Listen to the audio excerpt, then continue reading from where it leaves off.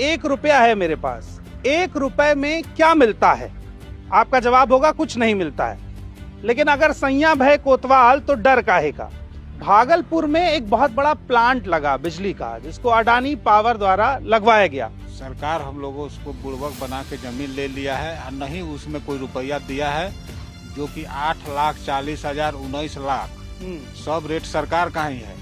किसान का कोई मांग नहीं है, लेकिन सरकार हम लोगों को इस तरह से एक एक खाता खेसरा एक ही रकवा का मोजा का 3 भाई है तो तीनों का 3 रेट दिया गया है। तो जमीन सेम है? जमीन सेम है कि जमीन तो बिक गई, हाँ, अडानी जी को मिली, ठीक, उस पे जो प्रॉफिट कमाएगा, जो फायदा होगा वो किसको होगा? वो अदानी को होगा, तो आप थोड़े होगा। आप तो जमीन से बेघर हो गए। हम बेघर हो गए।